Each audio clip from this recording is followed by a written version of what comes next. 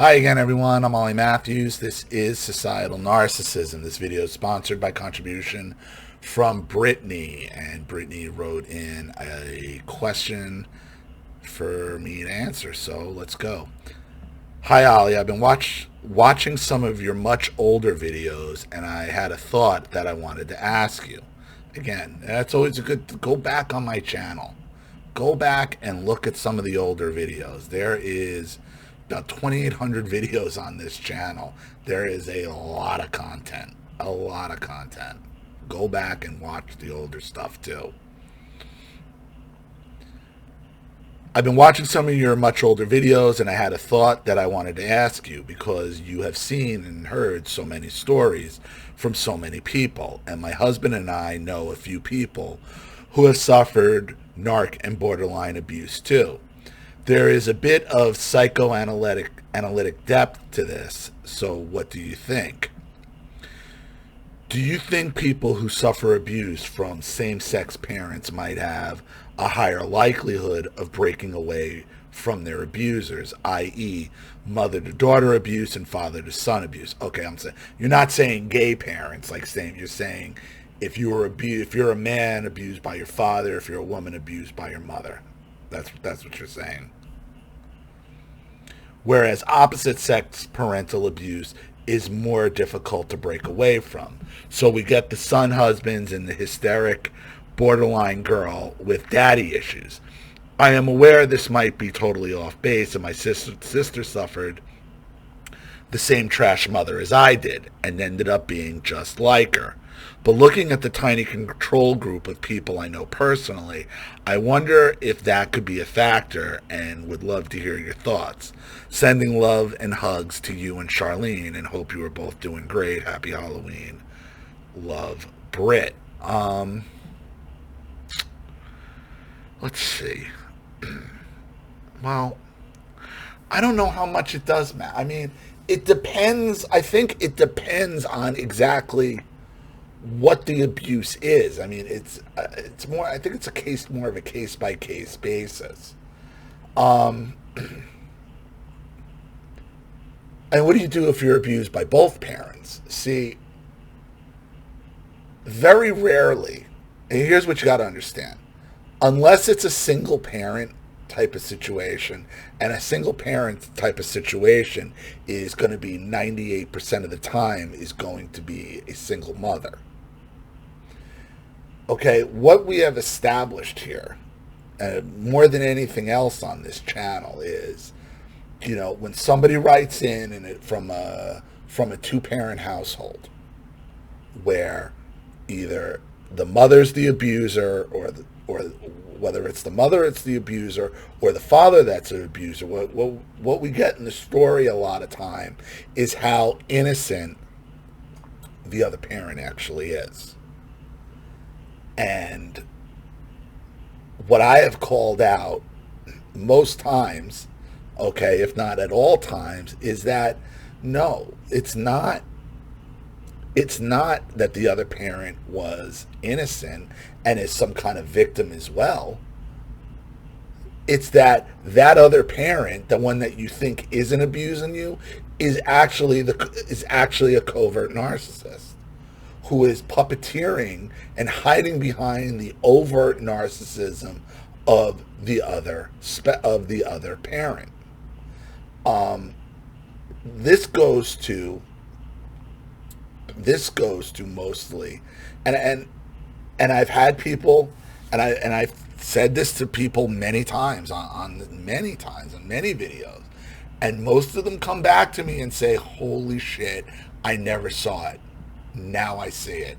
Now I see the entire time where the parent who I really thought was the problem," and they are a problem because they are the ones giving you the outward abuse that is identifiable. And you are completely missing that the second parent, the one that you think is on your side or is a victim of that person as well, is actually manipulating the entire scenario. So which is worse? Look, narcissistic parents, whether they be the mother or the father, whether you're male or female, is difficult to break away from period. I don't think you need to because once you get into, and here's the problem in your question, once you get into this is a mother on daughter thing, this is a son on son thing, and well, where is the other parent?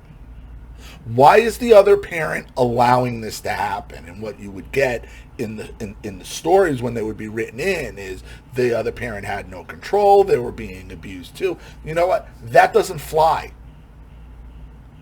Your job is to raise your child, is to protect your child. And what is happening is that parent allows you to get abused because it takes the pressure off of them.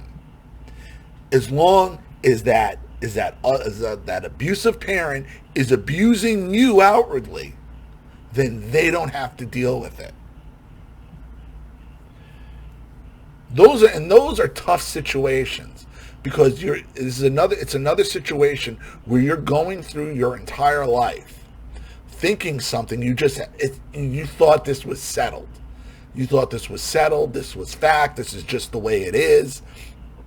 And again, until you go no contact, step back and let the fog clear and get some clarity, you're not going to see it. Until you stop and you think about it like, well, why didn't my father step in here? Wait a minute. He's watching this, he's watching that. And then, well, he did say this. He did used to say this, that, and the X, Y, and Z. Or he did used to do X, Y, and Z. Or she used to do X, Y, and Z. And then cry that how she was getting abused. But at the same time, now that I think about it, she had boyfriend, she did this, she was, yeah. And then it's both of them. You can't get into one or the other.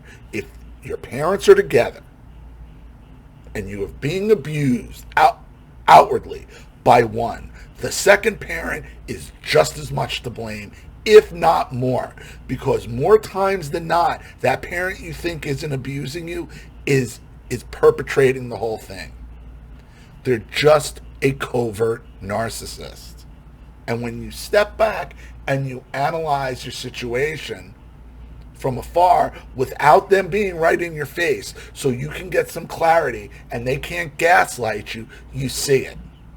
I can't tell you how many people on here came to that realization after they wrote into me saying that, their father was wonderful, their mother was abusive, their father was abusive, their mother was wonderful.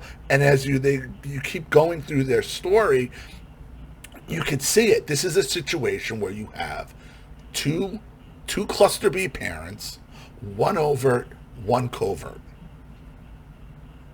And the covert hides behind the overt.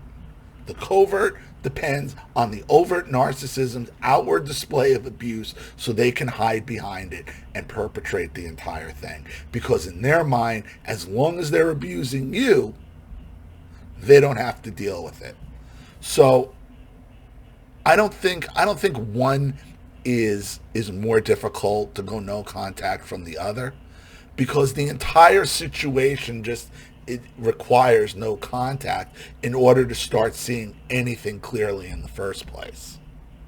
So I understand it's a good question though, but it's a question that points more to, it just doesn't make sense when you think about it. You think about it logically. How does one parent abuse and the other parent is fine? It makes no sense, because that's not what happens. You have one parent hiding behind the other parent's outward abuse. Why? Most times it's because they are the puppet master. And on top of that, as long as that parent is abusing you, they don't have to deal with it. So, good question, but don't get caught up on gender roles, though. Gender does matter, because when your mother is emasculating you, or your father's sexualizing you, or your father's bullying you as a male, or your mother's stealing is competing with you as a female. It's kind of like, I guess, human nature. Maybe you might be more combative with a same gender, with the same gender, because it gets into that competition. Whereas you're not going to necessarily be as combative with your mother as a male, not in my sense, because my mother hit like a man. But again, and again, that could be something that's a case by case basis, because what you're dealing with when you're dealing with, most times when you're dealing with male on father on son, mother on daughter type of narcissistic abuse, you're dealing with competition. So it might be harder to go no contact somebody you're competing with, or somebody who's competing with you and you don't even realize it. And that's why I always say the only way you win is not to play the game. So I hope that helps. Thank you so much, Brittany, for your contribution and your question. I really appreciate it. Thank you to everybody watching. Please leave any opinions or advice in the comment section below.